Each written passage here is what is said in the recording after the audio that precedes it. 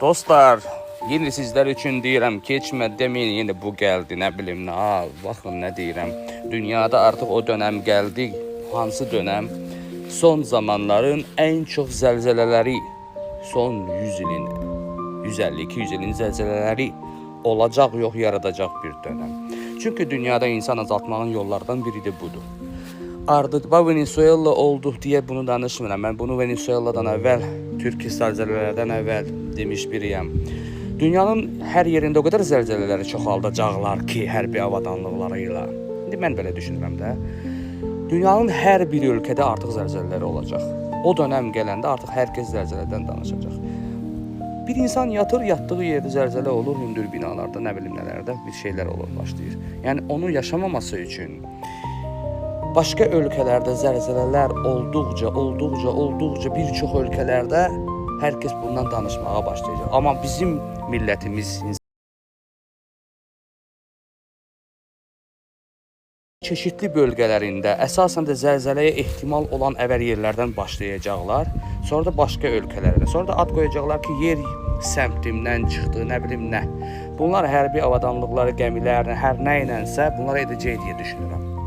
Demişdim hər zaman.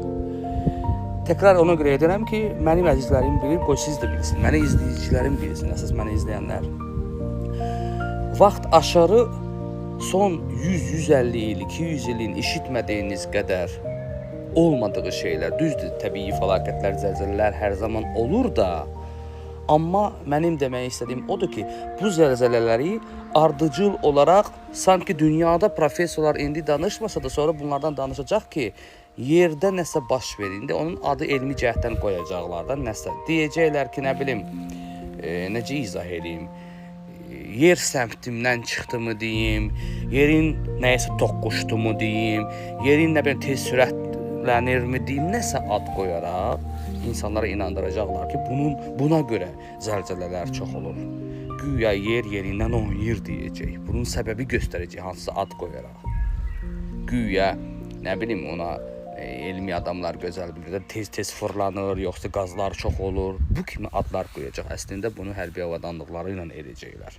Çünki insan azaltmağın da ən çox şəhərlərin çökülməyi də ən çox xaos yaratmağı, insanları bu şeyləri örgəşdirməyin ən çox bir şeylərdəndir, silahlardan biri də odur ki, zəlzələlər, gözə görünməyən ölümlərdir, qəflətən gətirirlər. Dünyanın hər yerində bunları baş verəndən sonra təbii ki, Azərbaycanı da bunu gətirərlər. Allah qorusun biziyyətimizi, Azərbaycanımızı. Amma mən sizə deyim, dünyada bunlar olanda zaten bunlar bu barədə bizdə də danışmağa başlayacaqlar. Allah sizi qorusun, sağ olun.